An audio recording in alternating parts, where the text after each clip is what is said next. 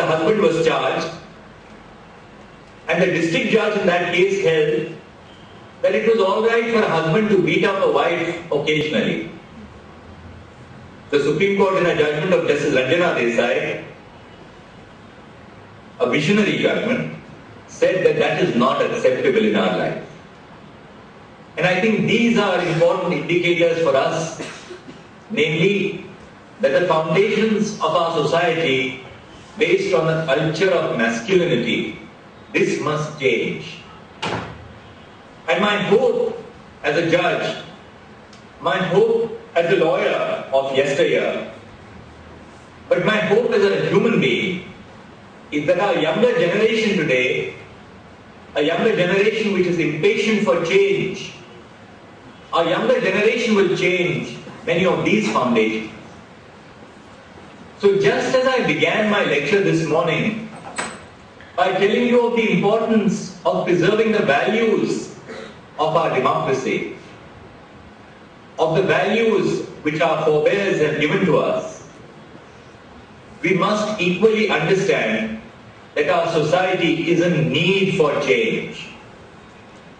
I think our society is in need for change when a cartoonist is arrested on the ground that his cartoons are seditious because he criticizes governance.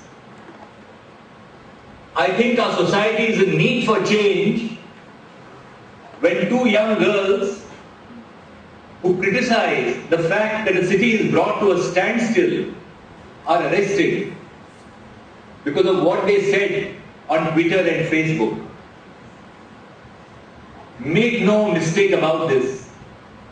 You can arrest two girls overnight and we as judges will deal with those issues, but you cannot arrest the voice of our younger generation. The voice of our younger generation is too strong, and the mobilization of opinion in our society is too significant for opinions to be arrested. Because make no mistake about it, you can arrest human beings. As we know, in dictatorial societies across the world, human beings can be sent to labor camps, but you cannot arrest the voice of freedom, and you cannot arrest the voice of liberty. That is, in fact, you don't have to travel across the seas to learn that. You have that when you look at the voices of Mahatma Gandhi, when you look at the voices of Lokmanya Tilak, when you look at the voices of a cross-section of our freedom fighters. You could not arrest their voices. You could arrest them physically, but you couldn't arrest their voices. Now, having said that, I want to, in a very brief last part of my presentation, ask you a fundamental question. What is the notion of justice that we pursue? How do you define justice? And whom do you speak of justice for? There are two or three concepts of justice.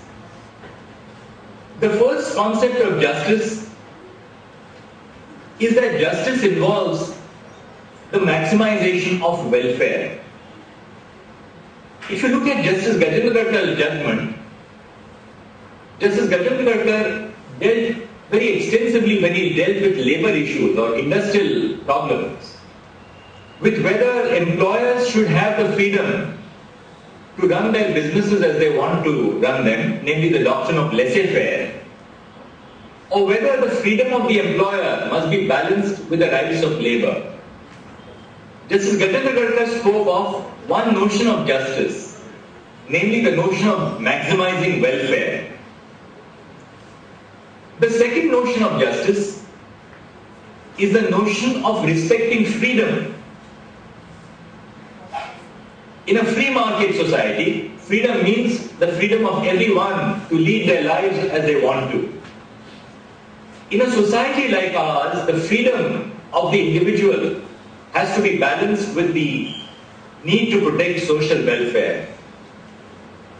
The third notion of justice is the notion of promoting virtue. So I've spoken of three notions of justice, namely maximizing welfare, firstly, second, promoting freedom, and third, promoting virtue. I want to very briefly deal with the third facet, namely promoting virtue. What kind of virtue do we want to promote? Is it what you think is virtuous? Some human being may feel that it is not virtuous for a woman to be working out of her house at 5 o'clock in the morning. Is that virtue? Some mother-in-law may feel that a daughter-in-law who goes to work must not work till 10:30 in the night. Is that virtue? That is not virtue. Virtue is what our constitution tells us as the foundations of constitutional morality. The morality which we as judges, the morality which we as lawyers, the morality which we as law students must pursue is a notion of constitutional morality. Constitutional morality represents those values which the Constitution has recognized as the foundations of our society. And those values, to my mind, are values founded in freedom, in liberty, in dignity, and in duty. As Indians, we have increasingly emphasized freedom, but we do not have regard for dignity, and we do not very often have regard for duty. There can be no ordered liberty and there can be no ordered freedom unless we, as Indians, recognize that we have duties towards others, duties towards citizens. We need to realize that we have duties towards our parents. As youngsters, we need to realize, as young students, we need to realize that we have duties towards our parents. A husband has duties towards a spouse. We have duties towards our children. We have duties towards our neighbors. We have duties on the road when we drive our vehicles. We have duties when we pollute our waterways. We have duties when we pollute the air which we breathe. We forget our duties and we only emphasize rights. Finally, I want to make a distinction between Nyay and Niti. Amartya Sen has made this distinction in his book called The Idea of Justice. Niti represents law. Niti is a collection of law. As lawyers, as law students, as judges, the pursuit of Niti is important because every decision which we take has to be in accordance with law. But apart from that, a system like ours, which is based on the rule of law, is not merely a system which is based on Niti. Our system is based on Nyay. And Nyay postulates a social ordering in which justice must prevail. And the justness of law, the justness of the decisions which we take in governing Indian society is as important as the rules which we follow. That we break the rules is a different issue altogether. But merely following the letter of the law without understanding the spirit of the law would not result in an order in which the law would result in just social ordering. Let me then conclude. I think it's getting time now for me to conclude. I said I'd speak for 20 minutes. I've spoken a little longer. Let me conclude by saying a few lines again about Justice Gajendragadkar. A judge, a man so learned, so full of equity, so noble, so notable, in the process of his life so innocent, in the manage of his office so incorrupt, in the passage of state so wise, in the affection of his country so religious, in all his services to the state so fortunate and exploring, as envy itself cannot accuse or malice vitiate. Let me conclude by really giving my very grateful thanks to Dr. Gajendragadkar's daughter, Dr. Chandrachud, who really invited me many months ago to speak at the event today. As a young child, I have grown up meeting her every day. Her husband, Justice R.A. Jagirdar, apart from being a distinguished judge of the Bombay High Court, was so dear to our lives.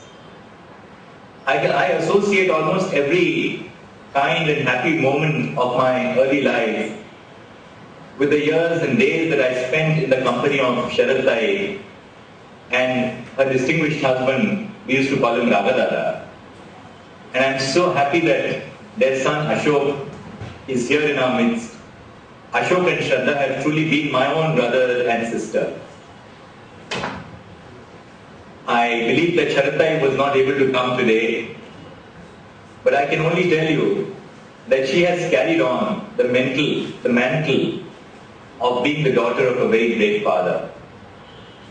She is truly a learned human being, a woman who attained excellence in the medical field at a time when women were not really too many in the medical field. I think these are role models for our society.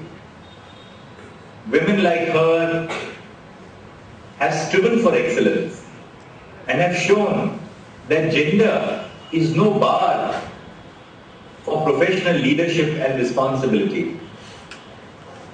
You know, you have today women across our society who are heading banks, they are heading all institutions, they are distinguished lawyers, judges, chartered accountants.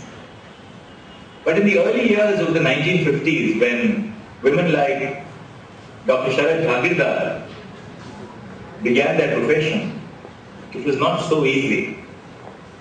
And I think we must spend a moment of reflection and thank them for being such great role models in our society for our younger generation. So this is not just a day when I want to commemorate the memory of Justice Gajendragadkar, but I also want to commemorate the memory of Justice R.A. Jagirdar. And of course, I want to therefore acknowledge the affection which I have received from Dr. Chandrachud, Mr. Justice Jagirdar, and for the great role model that Justice Gajendragadkar was and shall always continue to be for all of us.